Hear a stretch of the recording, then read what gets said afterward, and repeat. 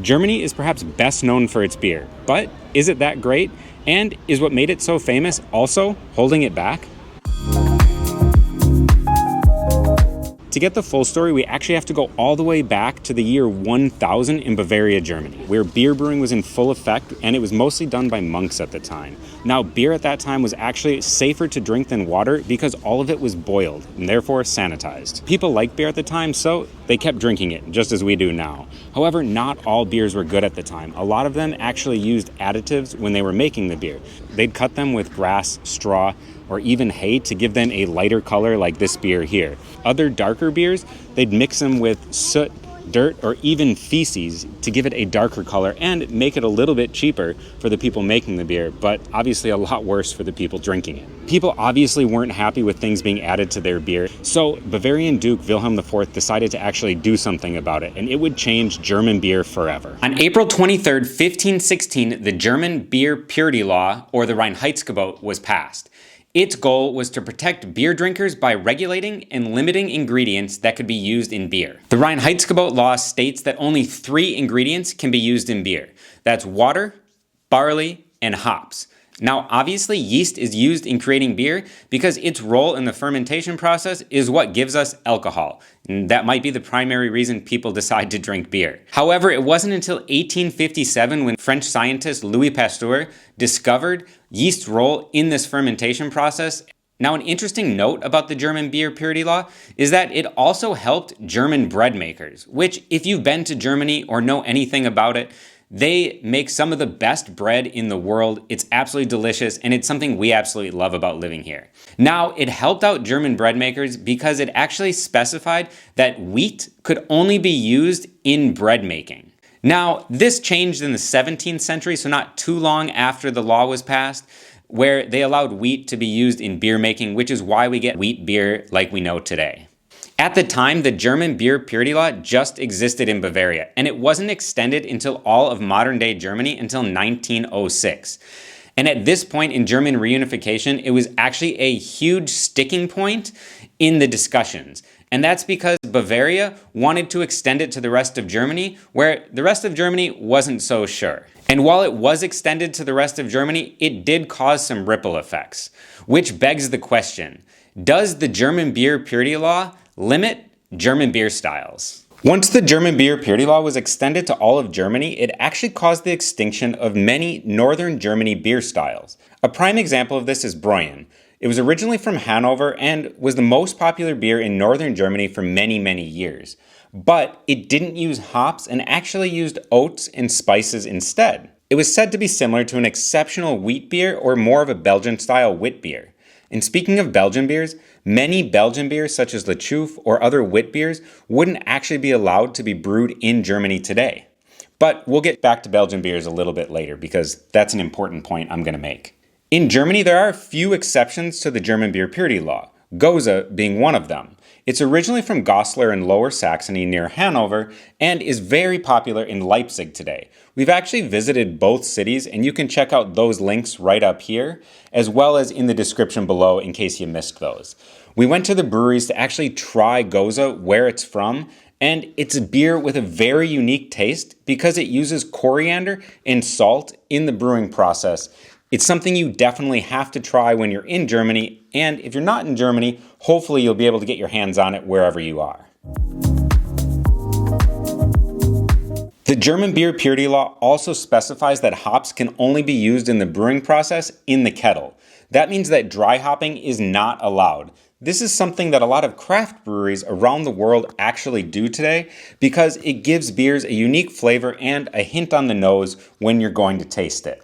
Now, that doesn't mean that Germany doesn't have fantastic beers, because obviously they do. But the German beer purity law does not guarantee a good beer. In fact, you can still brew some pretty terrible beer as well as sell some pretty terrible beer while still abiding by the Reinheitsgebot.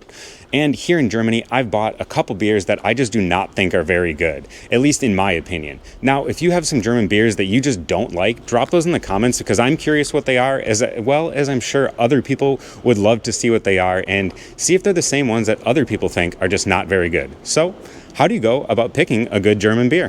Now, one of the best ways to get a quick, good German beer is to stop in your local kiosk or Späti. It's great because the beers are cheap, they generally have a good selection, and of course, they're cold. Now, sometimes you can hang out right outside as they have a little bar in the Späti, but otherwise, you can take the beer to go. Heck, in Germany, if you don't even want to get off of your couch to get a beer, you can just go straight to the app Flaschenpost and get the beer delivered straight to your house. That way, you can sit back at home, relax on your sofa, crack the beer open, and enjoy it once it comes to your door. Prost. Delicious. The only problem is you have to order a case of about 20. But if you take the time to search just a bit more, you can generally find some amazing beers in well-stocked kiosks or beer-specific stores where the selection of beers is from a bunch of different breweries and it's much greater than your common kiosk or even your supermarket. The classic beer styles are Pilsner, Hefeweizen, Helles, Dunkel, and Kolsch. But there are even more than that, especially when you include seasonals like Märzen and Bock. Now, a few of our favorite beer styles here at My Travel BF are Pilsner and Helles, and of course the occasional Hefeweizen. However, we're not going to be breaking those down in today's video, but if you'd like to see a future video on all the German beer styles, we'd definitely be happy to do that if, of course, that's something you want to see. So let us know in the comments if it is. Now, let's talk about beer prices in Germany. Beer is incredibly cheap here. Think 1 to 3 euros for a half-liter beer. So I'd recommend just picking one out that you think you'd like and giving it a go because it's not too expensive, especially if you get it from a kiosk, Späti, or supermarket. However, if you're at a Biergarten or bar, it's probably going to be about 4.50 to 6 euros for a half-liter beer. And speaking of beer gardens, let's go check one out now. A surprise to many travelers, especially from the United States here in Germany, is that a lot of beer gardens just have one main brand of beer, and they might have a couple extra in bottles, but they generally just stick to one type. This is far different from the United States that might have 10, 20, or 50 beers on tap. However, in saying that, here in Germany, we've never had a bad beer at a beer garden. They all taste super fresh and are very delicious.